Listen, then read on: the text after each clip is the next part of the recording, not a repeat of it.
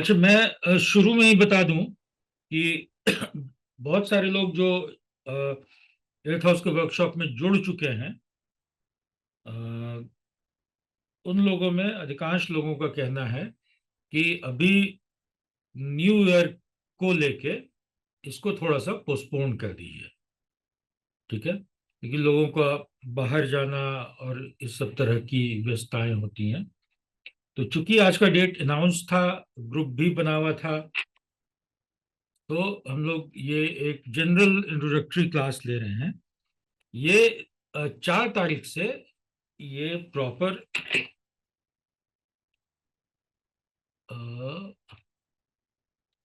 4 जनवरी गुरुवार से इसकी प्रॉपर शुरुआत होगी। तो वर्कशॉप की शुरुआत होगी। ठीक है, टाइमिंग यही रहेगा। और 7 दिन वर्कशॉप का लिखा हुआ है। तो अब 7 हो, 8 हो, 9 हो, वो अलग बात है। जैसे कि लास्ट 12th हाउस का वर्कशॉप हुआ था, वही मुझे लगता है कि 11 या 12 क्लासेस हो गई थी उसकी। तो पहली बात तो ये कि इसमें जो हम लोग पढ़ने का प्रयास करेंगे जिन चीजों का, वो अष्टम भाव की बहुत डिटेलिंग होगी। डिटेलिंग मतलब जैसे कि हम लोगों ने बाकी त्रिक भावों में किया था और समझा था उसको, साथ में लोगों के क्वेश्चन से, और पढ़ाने के दौरान जो लोग अपने अपने अपनी अपनी कुंडलियों की चर्चा करते हैं, कि एक तो कि अष्टम भाव को बड़ा डिटेल में समझेंगे कि कैसे ये शोध का, रिसर्च का तो हाउस है ही है। अब रिसर्च एक ऐसा टर्म है जो अपने आप में बहुत सारी चीजों को बताता है। रिसर्च मतलब जो हम लैब में बैठ के साइंटिफिक रिसर्च करते हैं वो भी है। रिसर्च मतलब हम दूसरे की दिमाग में घुस के उसको जो पढ़ने का काम करते हैं वो भी है। इसलिए कि आप किसी वैसी चीज को जानने का प्रयास कर रहे हैं जो आमतौर पर उजागर नहीं है या सरफेस पे नहीं है, वही रिसर्च है। 2+2, अब आज के दिन में रिसर्च नहीं रह गया। 2+2 4, ये सब आदमी जानता है। लेकिन कोई ऐसी चीज जो सरफेस पर नहीं है, ज्ञान के सरफेस पर नहीं है, उसके अंदर घुस के उसको तलाश करने का प्रयास, ये अ, किसी की साइकोलॉजी हो सकती है, किसी की साइकोलॉजी को समझना हो सकता है, ये जीवन के दर्शन को समझना हो सकता है, फिलॉसफी हो सकती है। ये हमारे जो अकल्ट साइंसेस हैं, हमारे जो अकल्ट साइंसेस हैं, जैसे एस्ट्रोलॉजी हो गया, तंत्र हो गया, मंत्र विद्या हो गई, या रेकी हीलिंग हो गई, या साधनाएं हो गई, तो ये भी एक तरह का रिसर्च है। सरफेस के नीचे, जमीन के नीचे जो भी चीजें दबी हुई हैं, जो आपको दिख नहीं रही हैं आम रूप में, जो खुदाई करके आप जिन चीजों को प्राप्त करते हैं, वो भी रिसर्च है। एंशियंट लैंग्वेजेस, एंशियंट लैंग्वेज, वैसी भाषाएं जो विलुप्त हो गई, या वैसी लिपियां जो विलुप्त हो गई, अब नहीं है चलन में। तो ग्रीक हो गया, या रोमन हो गया, या अपने यहाँ जो भाषा का विकास हुआ, संस्कृत के बाद पाली आई, पाली के बाद प्राकृत भाषा आई, फिर अपभ्रंश भाषा आई। तो संस्कृत बचा हुआ है बहुत थोड़ा, और हिंदी बची हुई है। तो बीच की जो भाषाएं हैं, या संस्कृत भी, जैसे अभी हम लोग जो लिखते हैं वो देवनागरी लिपि में लिखते हैं। इसके पहले जिस लिपि में लिखते थे वो ब्राह्मी लिपि थी, उसको ब्राह्मी लिपि बोलते हैं। तो उस लिपि के बारे, तो कोई भी वैसी चीज को जानना, समझने का प्रयास करना जो काल के गाल में समा चुका है, जो विगत हो चुका है, इतिहास, पुरातत्व, आर्कियोलॉजी। तो अष्टम भाव इन सभी चीजों को, इस शोध को डिनोट करता है। एक तो शोध ये हो गया, शोध मतलब कोई भी वैसी चीज जो कि सरफेस पर नहीं है और जिसको हमको निकाल के लाना है। ये शोध, ये वाला शोध नहीं है कि हम एमफिल का थीसिस लिख रहे हैं और थोड़ा सा गुलशन जी का 4 पेज ले लिए, थोड़ा सा रवि जी का 4 पेज ले लिए, रंजना जी का 4 पेज ले लिए और मिला के आगे पीछे करके, आजकल तो वेबसाइट भी आता है, ये एआई टूल भी आता है पैराफ्रेजिंग का, कि आप उस पर डाल दीजिए, वो अपनी भाषा में बना के आपको दे देगा, जो कोई पकड़ पकड़ नहीं पाएगा। इस वाले शोध और रिसर्च की लोग चर्चा नहीं कर रहे। इसमें, इस शोध में जो सबसे गहरी चीज आती है, वो आती है आत्मशुद्धि या आत्मचिंतन, या जिसको कहा गया जब आप अपने गहरे जाते हैं।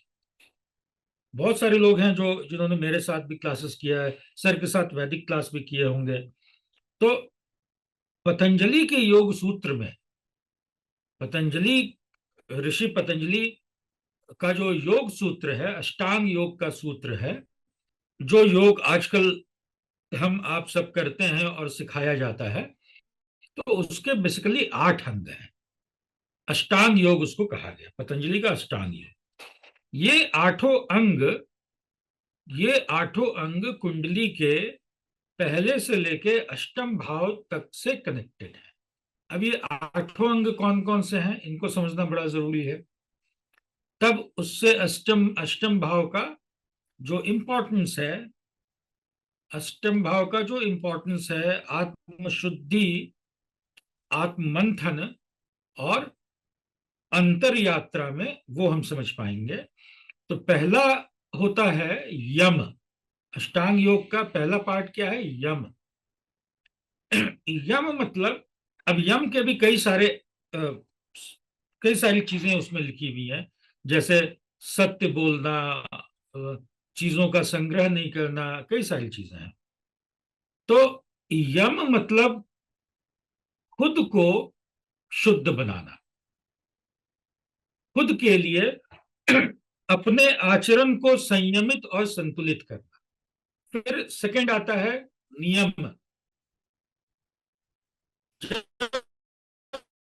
मैंने अपने आचरण को संयमित और संतुलित कर लिया, तो दूसरा कर्म को संयमित और संतुलित करूं जिससे कि समाज का भला हो, इसको बोला गया नियम। यम, नियम। उसके बाद तीसरा स्टेप है, मतलब थर्ड हाउस, कुंडली का थर्ड हाउस बताता है आसन। अब ये रिलेशन आप देखते जाइए, फर्स्ट हाउस लगन है, मैं हूं। सेकंड हाउस क्या है? मेरा परिवार है, मेरा कुटुंब है, लार्जर एक्सटेंडेड फैमिली है, जिसके साथ हम सह अस्तित्व में रह रहे हैं। थर्ड हाउस आ गया आसन। यहां पे क्या है? हाउस ऑफ एफर्ट है। आपको परिश्रम दिखाना है, पराक्रम दिखाना है। किस चीज का? अभी तो मैंने अपने मन को संतुलित किया, अपने आचरण को व्यक्तिगत रूप में और समाज के रूप में, इन दोनों परिप्रेक्ष्य में संतुलित किया। अब मुझे अपने शरीर पर नियंत्रण करना है। आसन, घंटों किसी एक मुद्रा में, घंटों या जो भी एक पर्टिकुलर समय है, अपने शरीर को एक विशेष मुद्रा में साधने की कला, आसन, इसको प्रैक्टिस करना है। फिर चौथा आ जाता है प्राणायाम। प्राणायाम मतलब प्राण को, फोर्थ हाउस, प्राण को एक डिफरेंट डायमेंशन पे ले जाना। और प्राण मतलब यहां पर उसका संबंध है प्राण वायु से, यहां पर उसका संबंध है प्राण वायु से। तो वायु के साथ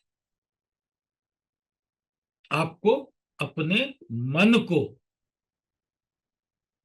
जब जब भी प्राणायाम का इंस्ट्रक्शन मिलता है लोगों को, किसी को भी, या वो कपाल भाती हो या अनुलोम विलोम हो, तो कुछ प्राणायाम होते हैं बड़े एनर्जेटिक प्राणायाम होते हैं, जैसे कपाल भाती वाला प्राणायाम हुआ, एनर्जी लगती है।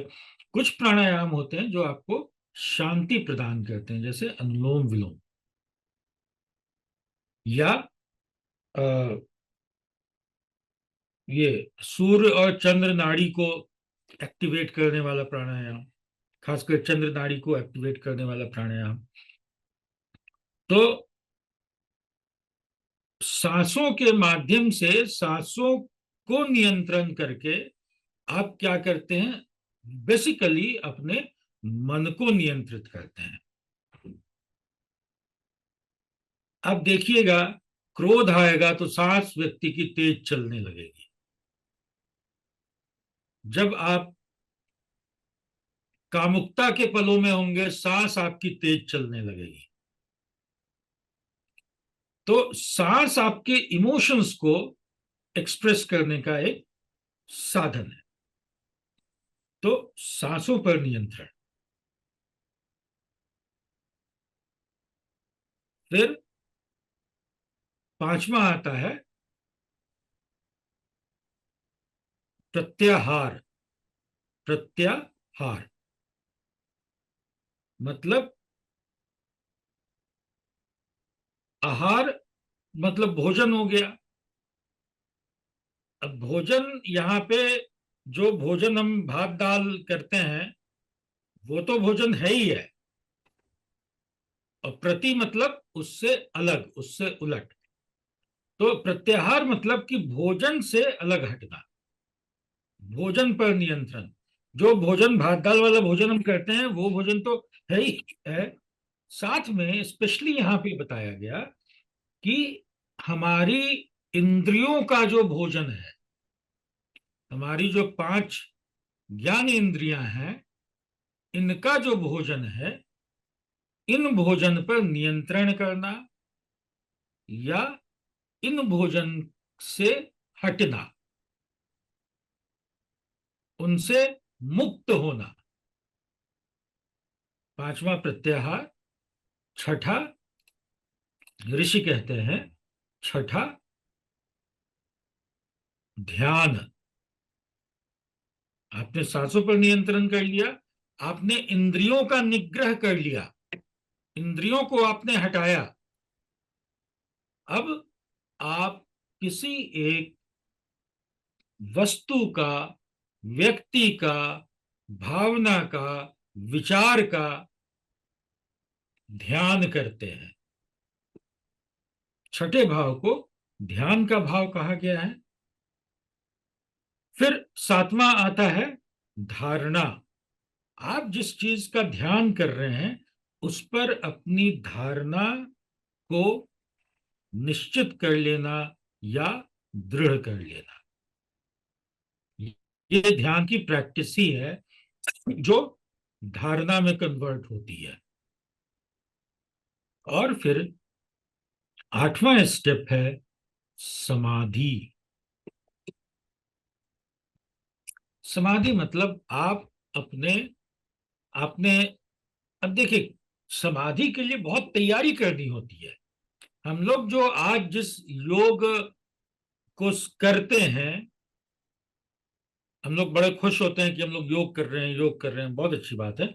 लेकिन हम लोग इसका सिर्फ दो पार्ट कर रहे होते हैं आमतौर पे। कौन सा? आसन और प्राणायाम।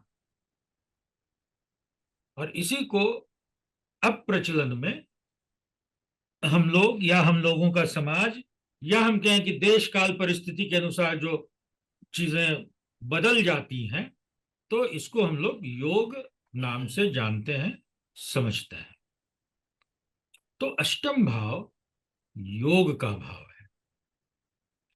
अब अष्टम भाव समाधि का भाव है। आप लोगों ने एक कहावत आती है, मैंने लोग आमतौर पे कहते हैं कि हर व्यक्ति की सांस गिनी हुई होती है। व्यक्ति जब आता है तो उसका नंबर ऑफ ब्रेथ जो है वो गिना हुआ होता है। दूसरा, तमाम साइंटिफिक रिसर्च बताती है, तमाम साइंटिफिक रिसर्च बताती है कि अगर आपका रेट ऑफ रेस्पिरेशन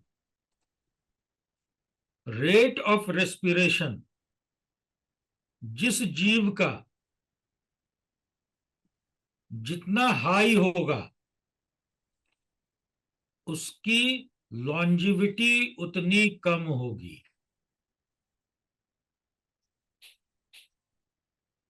आप कुत्ते को देखिए, कितना तेज सांस लेता है।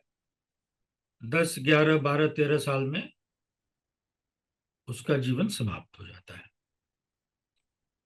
जो योगी लोग जो योगी लोग अपने सांसों को नियंत्रित कर लेते हैं, और ऐसे बहुत सारे रिसर्च हुए हैं, सिर्फ यहां नहीं। रिसर्च मतलब मैं ये वाला रिसर्च नहीं कह रहा हूं कि भाई मैंने देख लिया गुलशन जी को करते हुए और कहीं जिक्र कर दिया। प्रॉपर लैब में, यूरोपियन कंट्रीज में, यूएसए में, लैब में तमाम चीजें लगा के, इक्विपमेंट लगा के बहुत सारे हो चुके हैं कि योगी ने किसी योगी ने अपने रेट ऑफ रेस्पिरेशन को बहुत कम कर लिया। तो वैसे लोगों की का जीवन लंबा होता है। तो जब हम समाधि में जाते हैं तो जब हम समाधि के भाव में जाते हैं और समाधि में जाते हैं, तो वहां पे हमारा रेट ऑफ रेस्पिरेशन बहुत कम हो जाता है। हम लोगों ने बहुत सारी कहानियां सुनी होंगी कि फलाने बाबा ने भू समाधि लगा ली और 5 दिन बाद वहां से निकले। तो वो लोग अपने मेटाबॉलिक रेट को वो लोग बहुत कम कर लेते हैं। तो समाधि का भाव व्यक्ति को आयुष्य प्रदान करता है। जो व्यक्ति जो व्यक्ति जितना समाधि में जाने की प्रैक्टिस करेगा या समाधि के जितने करीब पहुंचा हुआ रहेगा, उसकी आयु उतनी लंबी होगी। तो अष्टम भाव क्या है? ये आयु का भाव भी है।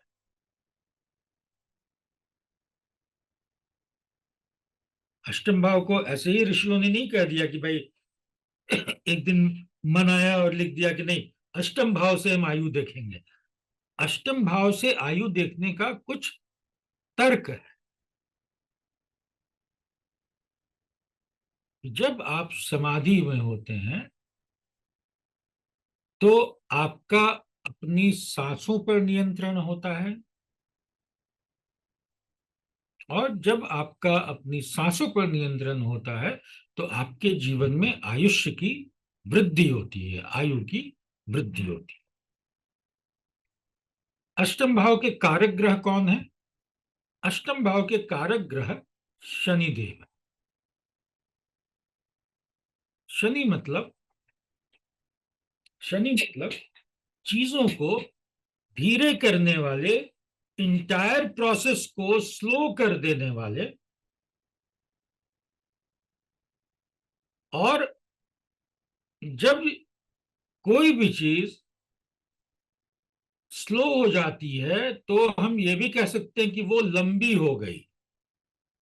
जैसे अब इस ग्लास से पानी मैं गिरा हूं, तो पता चला कि 15 ml पर सेकंड पानी गिर रहा है, नॉर्मल।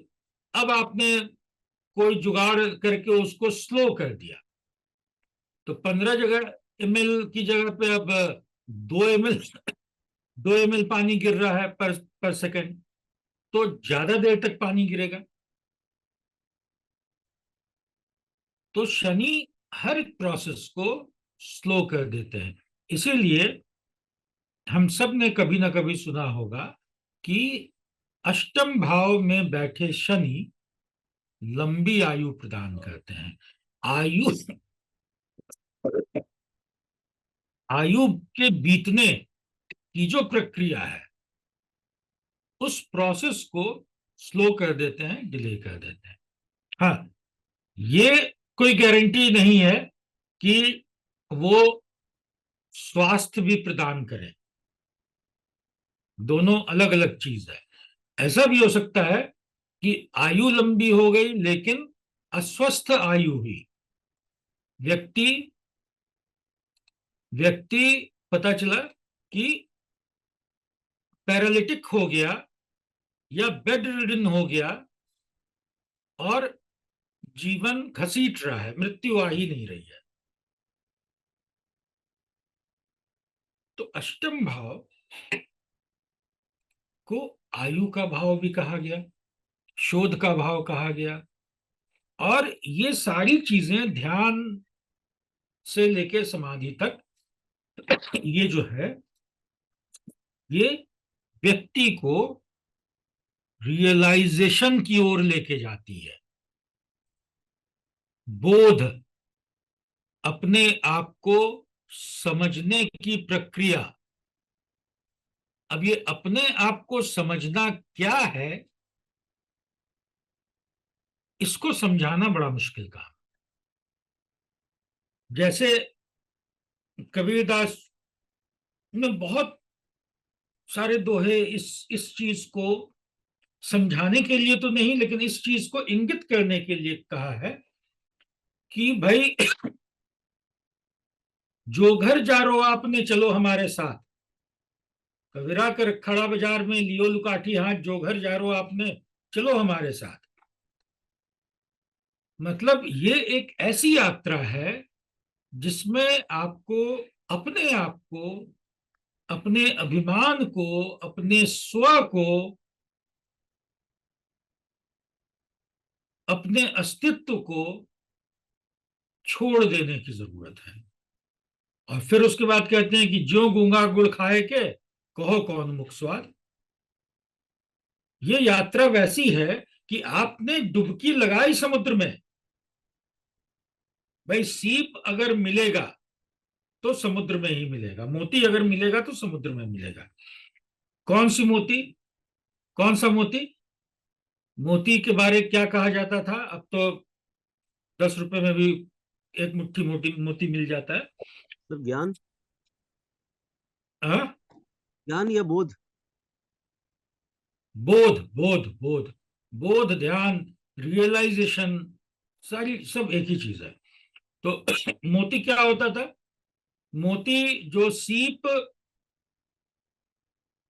इस इंतजार में रहता था कि कब स्वाति की बूंद स्वाति नक्षत्र में आए और उस समय मेघ से बूंद टपके, मैं उसे ग्रहण करूं, और वो जो बूंद टपकता था सीप के अंदर, वो मोती में कन्वर्ट होता था। तो मोती अगर खोजना है तो समुद्र में डुबकी लगानी पड़ेगी, लेकिन वहां गारंटी नहीं है कि आपको मोती मिलेगा या नहीं मिलेगा। ये गारंटी कोई नहीं दे सकता। कोई कोई गुरु नहीं दे सकते हैं, कोई समाधिस्थ पुरुष दूसरे को नहीं दे सकते हैं। ये अंतर जगत की यात्रा, ये अंतर मन की यात्रा, हर व्यक्ति की अपनी यात्रा है। और आपने उसको जो ग्रहण किया, वहां पर जो अनुभव किया, उसका सिर्फ आप कुछ संकेत दूसरे को दे सकते हैं। जो गूंगा गुड़ खाए के कहो कौन मुख स्वाद। हाँ, उस गूंगे व्यक्ति के चेहरे पे एक पॉजिटिव, एक खुशी की चमक आप देख सकते हैं, जिससे आप एक अनुमान लगा सकते हैं कि भाई इसको कुछ बहुत अच्छा चीज प्राप्त हुआ जिसका इसने अनुभव किया, लेकिन वो उस अनुभव को एक्सप्लेन नहीं कर सकता है। तो अष्टम भाव मन की इन गुप्त मन की इन गुप्त प्रक्रियाओं का भाव है। अब गुप्त प्रक्रियाएं सिर्फ यही नहीं है कि आप मोती ही खोज लाइए।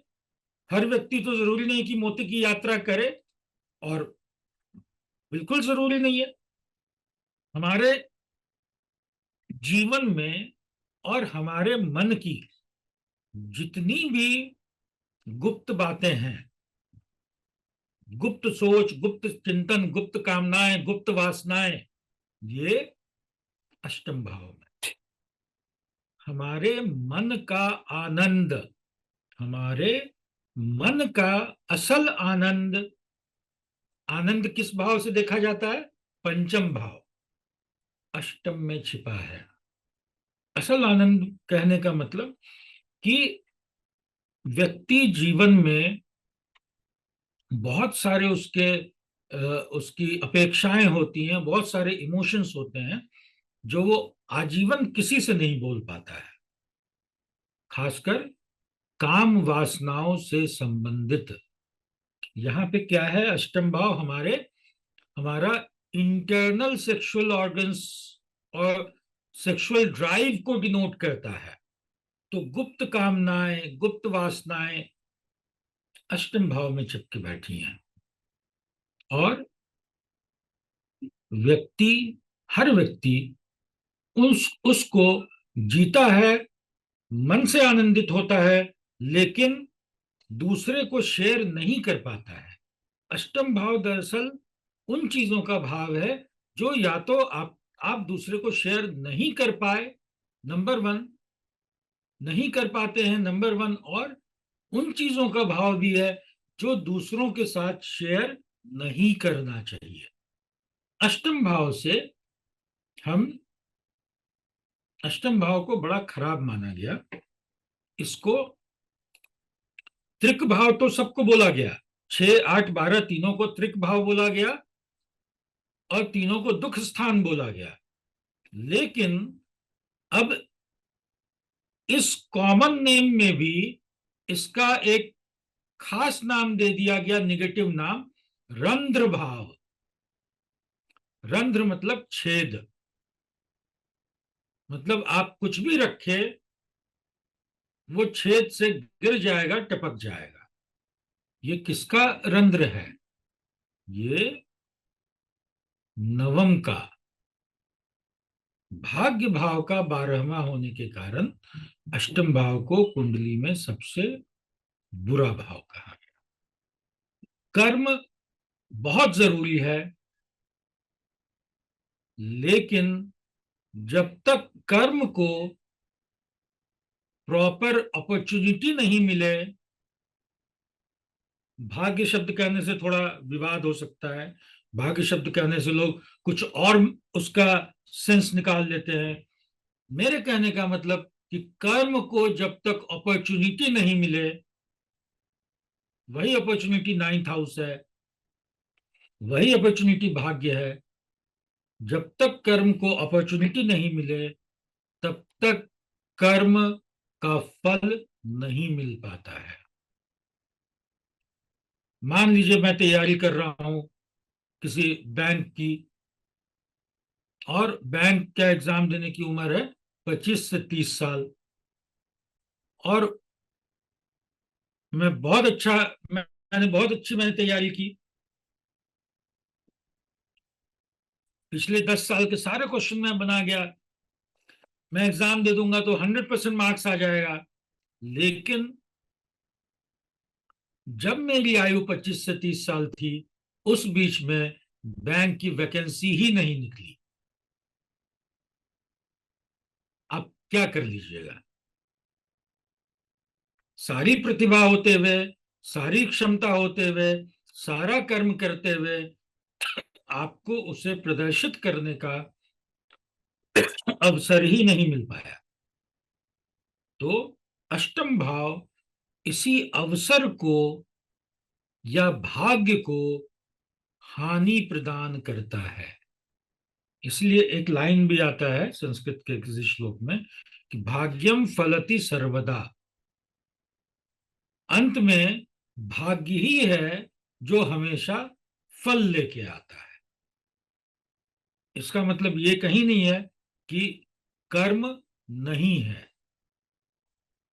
भाग्य भी तभी फलित होगा जब आप कर्म करेंगे, क्योंकि नाइन्थ का देखिए क्या है, नाइन्थ की वृद्धि या नाइन्थ का सस्टेनेंस कौन सा हाउस है? 10th हाउस है, कर्म भाव है। हर दूसरा भाव अपने पिछले वाले भाव को सस्टेन करता है, उसकी वृद्धि करता है। यह ज्योतिष का एक बेसिक नियम है। हर भाव का 12वां भाव उस भाव का लॉस करता है। हर भाव का 5वां भाव उस भाव का आनंद अपने में छिपा के बैठा रहता है। हर भाव का चौथा भाव उसका सुख है। हर भाव का 7वां भाव उसका अ, उसका उसको उसका बैलेंसिंग फैक्टर है। तो भाग्य की नवम की वृद्धि कब होगी? जब आप अपने पांव को नवम से निकाल के दशम में रखेंगे, कर्म के क्षेत्र में रखेंगे। तो अष्टम भाव को इसलिए बड़ा बुरा माना गया। एक चीज और कि आप लोग के नजर में आप लोगों ने जरूर सुना होगा 22वां दृश्यकान, 22वां दृश्यकान और 64वां नवांश, ये दोनों फैक्टर रोग के लिए खासकर रोग के लिए, और दूसरा जनरल प्रॉब्लम्स के लिए बड़े इंपॉर्टेंट होते हैं। और इन दोनों का जुड़ाव भी अष्टम भाव से ही है। 22वां दृश्यकान और 64वां नवांश। रोग ज्योतिष की पढ़ाई इन दोनों के बिना अधूरी है। अष्टम भाव को और क्या कहा गया? ये छिपा हुआ भाव है। हमारी छिपी हुई जितनी भी गतिविधियां हैं, हमारी छिपी हुई जितनी भी गतिविधियां हैं, जैसे हम मंत्र साधना करते हैं, तंत्र साधना करते हैं, हम उसके बाद जैसे हम जासूसी का काम करते हैं, हमें गड़ा हुआ धन मिलता है, हमें पैतृक धन मिलता है।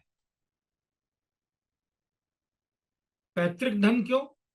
पैतृक धन क्यों अष्टम भाव से जोड़ा गया? पिता का भाव 9वां भाव कहा गया। और आमतौर पे पैतृक धन के मालिक हम कब होते हैं? जब पिता गुजर जाते हैं। तो नाइन्थ का लॉस, पिता का गुजर जाना, दूसरे के लिए, व्यक्ति के लिए धन लेके आएगा। यहां पे बोला गया कि ये LIC टाइप की चीजें, लाइफ इंश्योरेंस टाइप की चीजें हैं। मतलब लाइफ इंश्योरेंस का धन भी अचानक से मिलता है। इंश्योरेंस हम क्यों करवाते हैं? इस आशा में कि मैं मरूंगा तो मेरे परिवार को इतने पैसे मिल जाएंगे। लेकिन मरने की कामना कभी नहीं होती है। अब देखिए कितनी बड़ी विडंबना है। LIC इसलिए करवा रहे हैं कि मैं अगर मर गया तो मेरे परिवार को इकट्ठे 50 लाख रुपया मिल जाएगा, 1 करोड़ मिल जाएगा। लेकिन मरने की कामना नहीं है, मरना कोई चाहता नहीं है। आप मरेंगे या नहीं मरेंगे ये भी किसी को नहीं पता, आपको भी नहीं पता कब मरेंगे। किसी दुर्घटना में मर गए, बीमारी में मर गए, कैसे मर गए। तो इंश्योरेंस का पैसा, अच्छा, एक तो इंश्योरेंस का पैसा कब मिला, जब भाई वो मैच्योर कर गया, कि आपने 1-1 लाख रुपया जमा किया, 10 साल में 10 लाख रुपया हो गया, वो नॉर्मल ब्याज व्याज जोड़ के जो 13-14-15 लाख रुपया होगा वो आपको दे दिया। लेकिन इसके लिए आपने LIC नहीं लिया था। LIC आपने लिया था कि 2 ही साल का प्रीमियम देंगे और 50 लाख रुपया इकट्ठे मिल जाएगा परिवार को। तो ये मिलेगा या नहीं मिलेगा, ये भी अष्टम भाव बताएगा।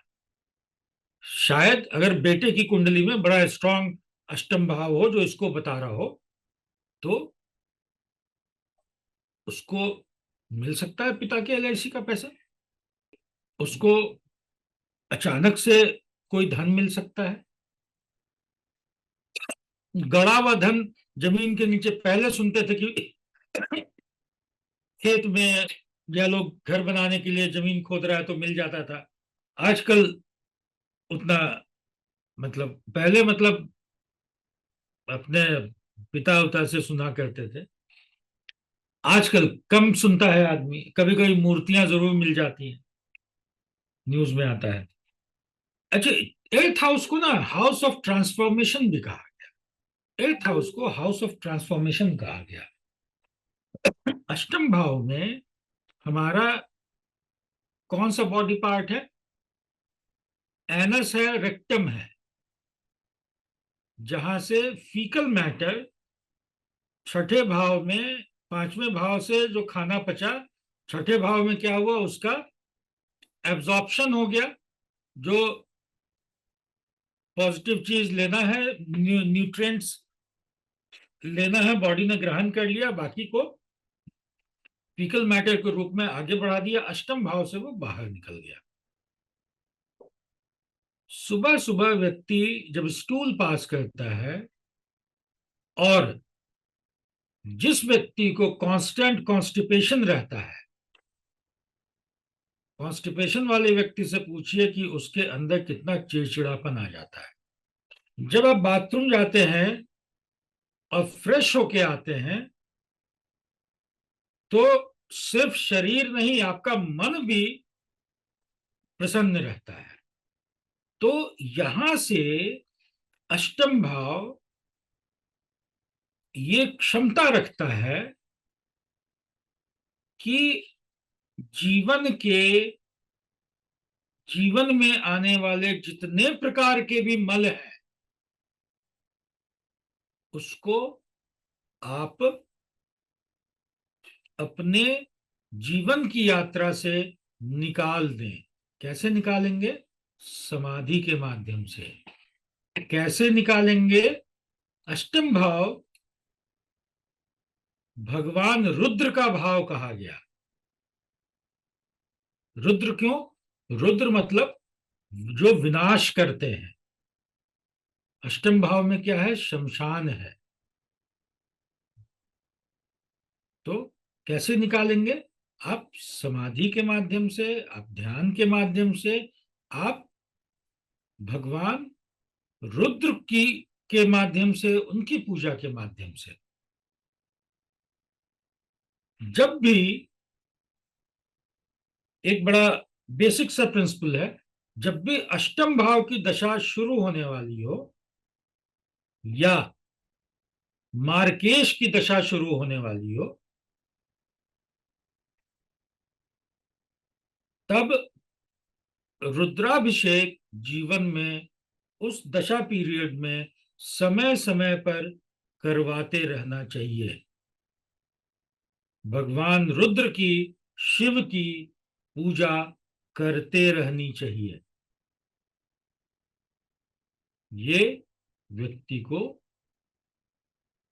मारक और अष्टम की परेशानियों से काफी सुगमता से निकाल के ले जाता है। तो ये शमशान का भाव है।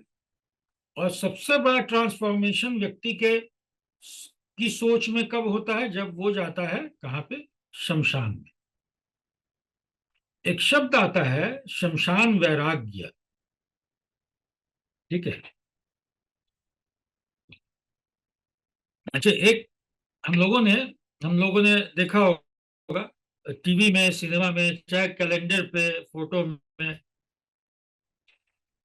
कि राम जी के पीछे या कृष्ण जी के पीछे या गुरु नानक के पीछे या कबीरदास जी के पीछे गोला सा ऐसे सर्किल बना रहता है, जिसको हेलो सर्किल बोलते हैं, या हिंदी में पता नहीं क्या बोलते हैं, ऑरा बोल सकते हैं, हेलो सर्किल बोल और सकते हैं। और सर आभा चक्र कहते हैं इसको। आभा चक्र, आभा मंडल, आभा चक्र, वाह, बहुत अच्छा। तो सर आभा मंडल तो हो ना, पूरी ऑरा हो गई। अच्छे, आभा मंडल पूरी और ऑरा हो गई। तो सिर के पीछे वाले को क्या बोलेंगे? चलिए जो भी बोले, It's aura only, Guruji. It's aura only, fine. चलिए जो भी हो, शब्द ओज में करते हैं सर, ओज। ओज, ओज, ओज, ओज, ठीक है। तो एक आदमी गया कबीरदास से मिलने उनके घर पे। तो कबीरदास की पत्नी ने कहा कि भाई वो तो शमशान गए हुए हैं, किन्हीं को की मृत्यु हो गई थी, उनको उनकी सदगति के लिए शमशान गए हुए हैं। तो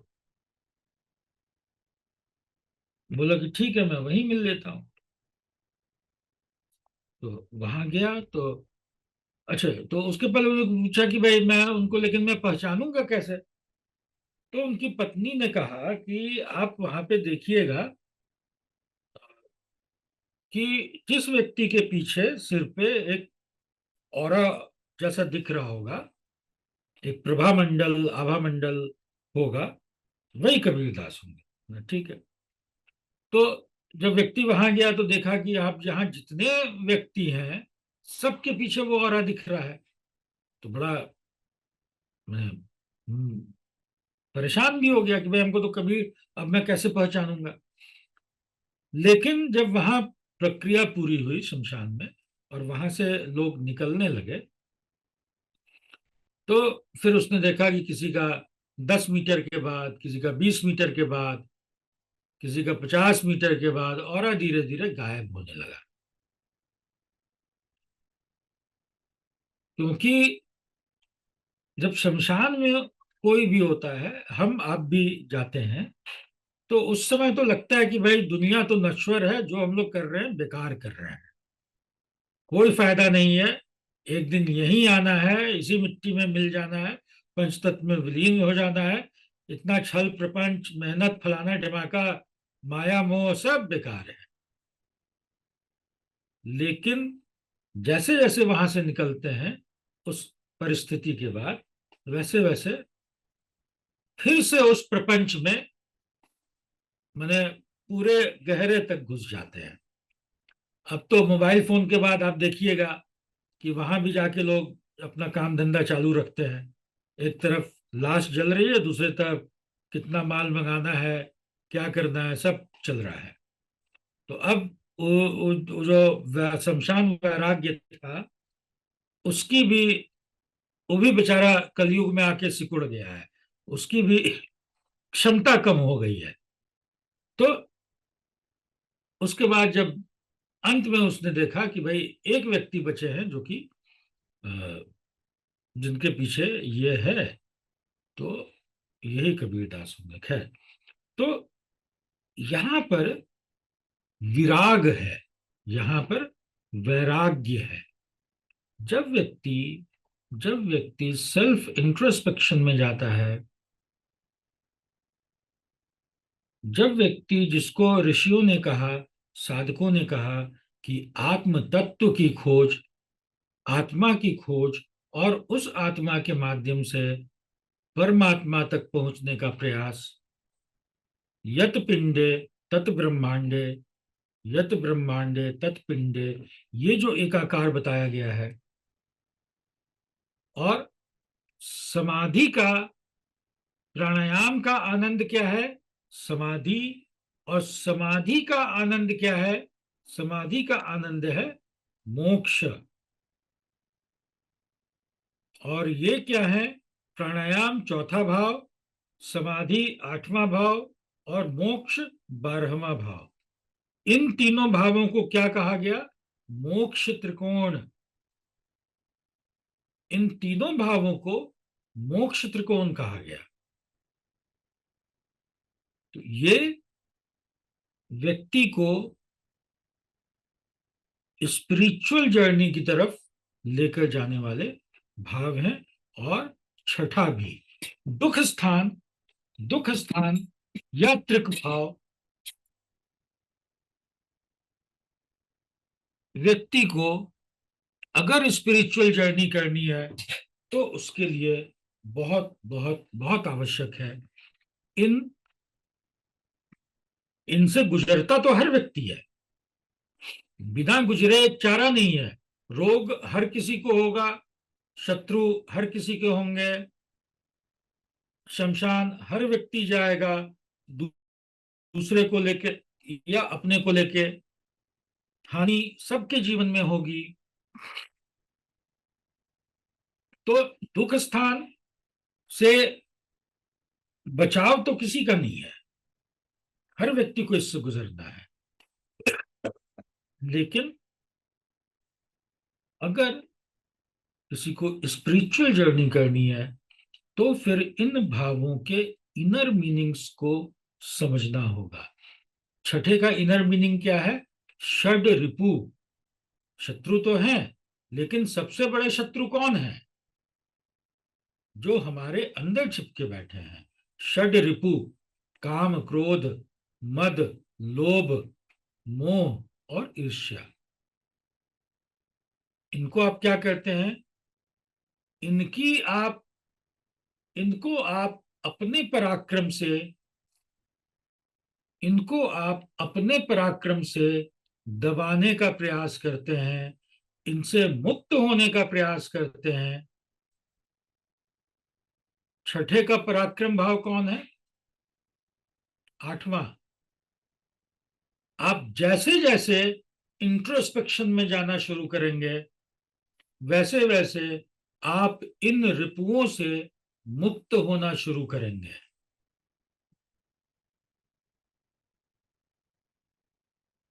हर पराक्रम का मतलब बॉडी बिल्डिंग नहीं है।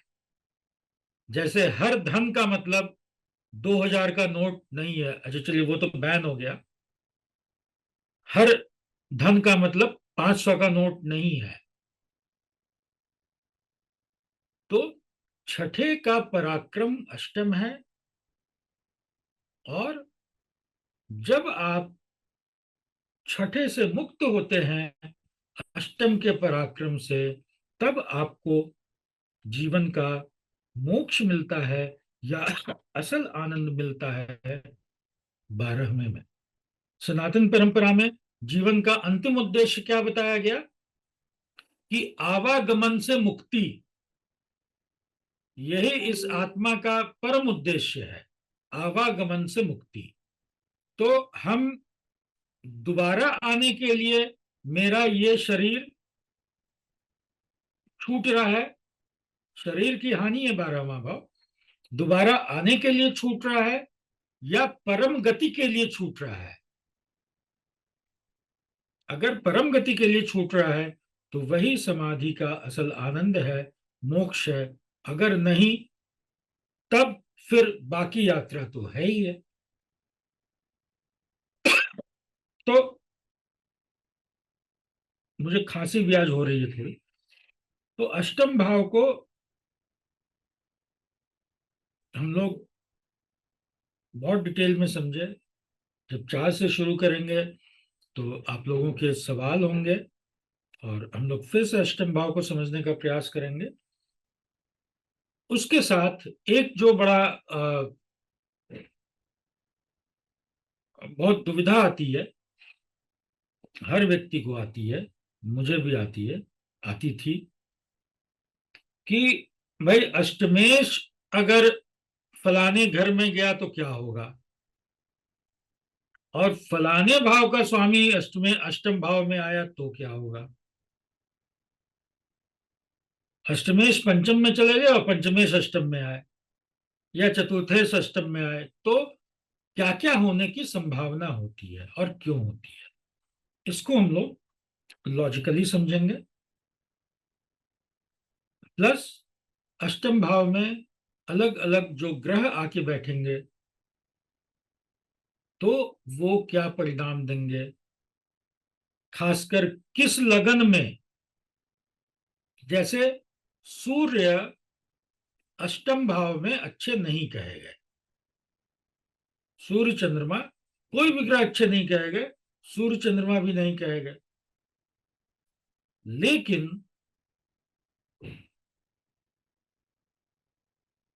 कर्क लगन में, ध्यान दीजिएगा, कर्क लगन में भी अच्छे नहीं रहेंगे,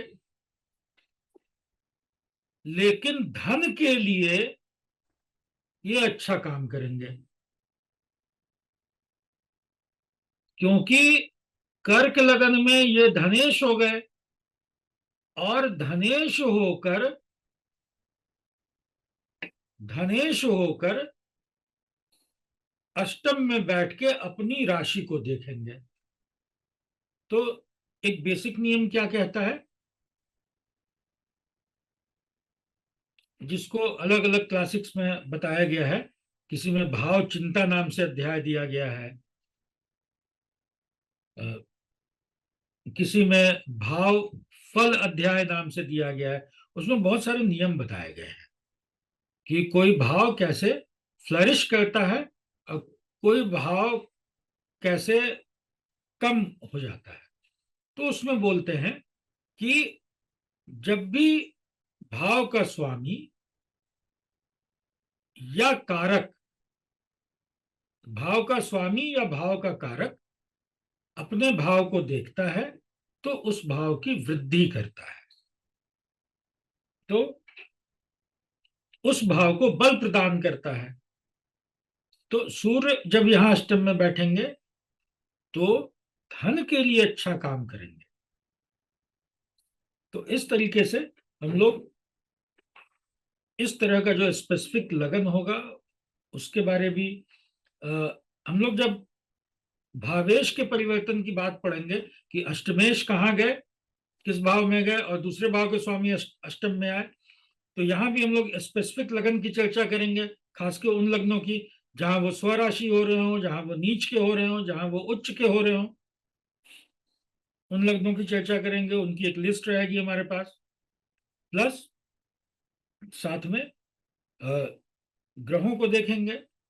हम लोगों ने बाकी दो हाउसेस के साथ, हम लोगों ने बाकी दो हाउसेस को जब पढ़ा था, छठे और 12वें को, तो हम लोगों ने वहां विपरीत राजयोग को पढ़ा था। तो विपरीत राजयोग इन तीनों भाव से बनते हैं।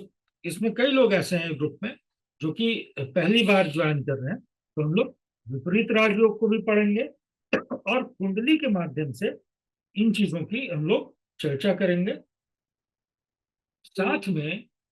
साथ में बता दें कि अष्टम भाव को रोग का भाव भी कहा गया है। अष्टम भाव को रोग का भाव, अपमान का भाव कहा गया है। जैसे पंचम भाव को पूर्व पुण्य का भाव कहा गया, वैसे अष्टम भाव को पूर्व जन्म के दोष या पाप का भाव कहा गया है। तो वंशानुगत रोग, क्यों? क्योंकि यहां से पैतृक संपत्ति मिल रही है, वंशानुगत चीजों का है। तो वंशानुगत रोग या असाध्य रोग या लंबी बीमारी, इनको कैसे देखते हैं? अष्टम भाव भय का भाव है, तो भूत बाधा, प्रेत बाधा या मानसिक समस्याओं में अष्टम भाव कैसे रोल प्ले करता है, इन सब कॉम्बिनेशंस की भी हम लोग चर्चा करेंगे। और इन चीजों को हम लोग समझने का प्रयास करेंगे। मैं वही देख रहा था, इसमें क्या बोलते हैं,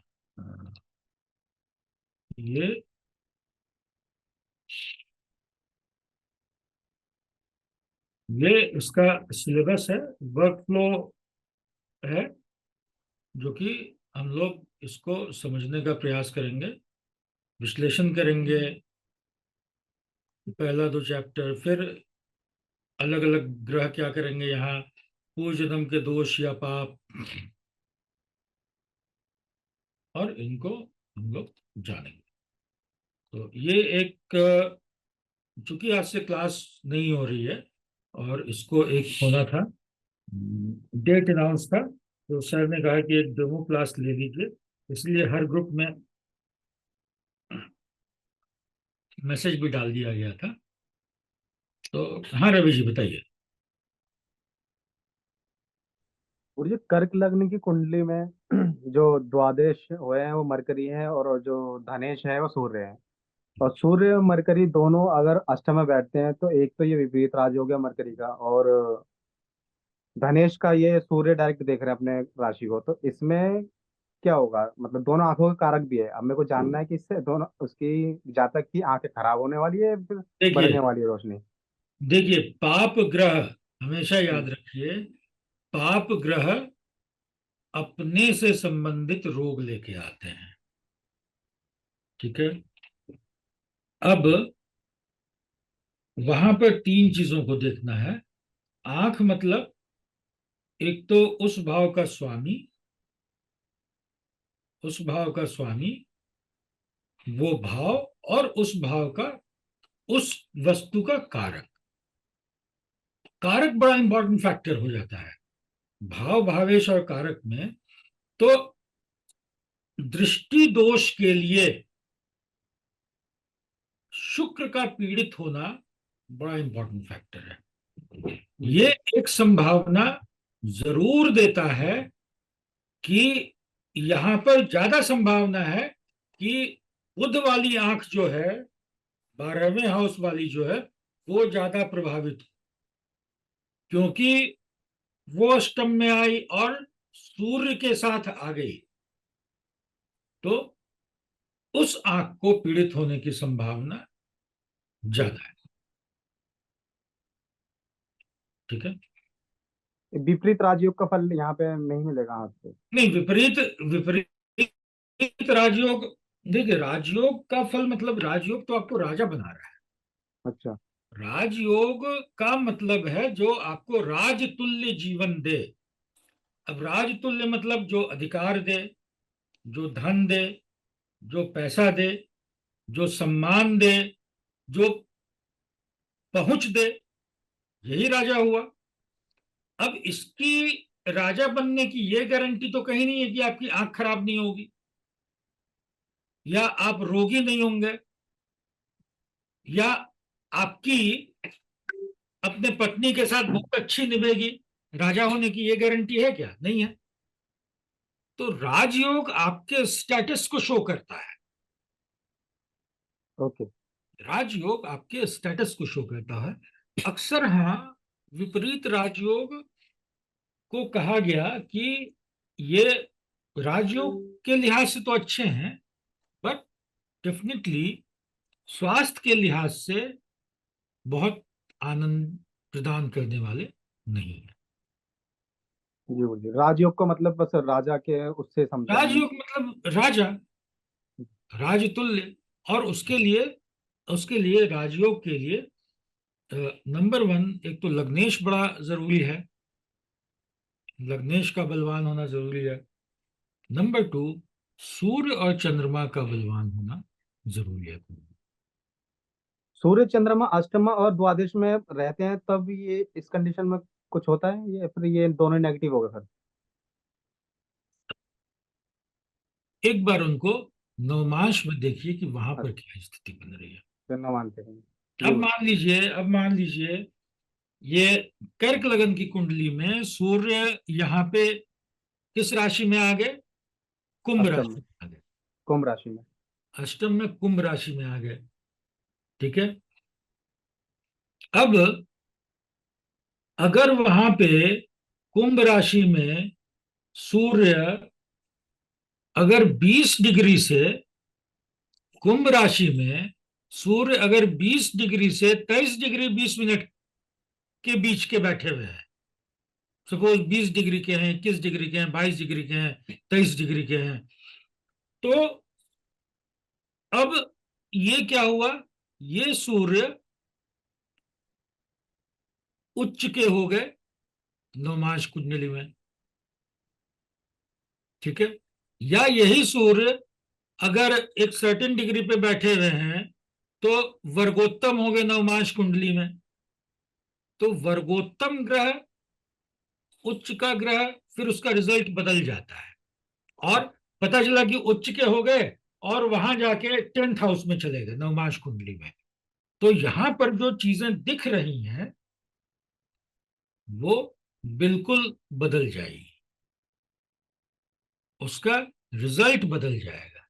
जैसे बहुत बार क्या होता है, दिखना क्या होता है कि आप भाई अ, आप बड़ा अच्छा कुर्ता पहने हुए हैं, लेकिन अंदर में कोई आदमी फटी गंजी पहने हुआ है, गंजी दिख तो रहा नहीं है, या ऊपर से कुछ और पहने हुए है और अंदर बड़ा अच्छा ये है। बहुत आप साधारण व्यक्ति को देखिएगा कि आपको लगेगा नहीं कि इसके पास इतना पैसा हो सकता है। बहुत आदमी ऐसा आपको मिल जाएगा जीवन में, तो अंदर की कुछ और बात है। तो सूर्य यहाँ पे अष्टम में दिख तो जरूर रहे हैं कुंभ राशि में, लेकिन उनके अंदर की जो क्वालिटी है वो कुछ और है। तो एक बार नवमांश चार्ट में जरूर देख लेना चाहिए ग्रहों को फलित पे आने के, अगर जब डिटेलिंग में हम लोग कर रहे हैं। वैसे समझने के लिए ये जरूरी है। और किन्हीं का कोई सवाल है? हमको लगता है काफी समय हो गया है, तो हम लोग इस सेशन को यहीं पे समाप्त करते हैं। 4 तारीख से 11 बजे सुबह दिन में वर्कशॉप चालू होगा, तो आप सब आमंत्रित हैं, ज्वाइन कीजिए। आप सबका नमस्कार, बहुत बहुत धन्यवाद।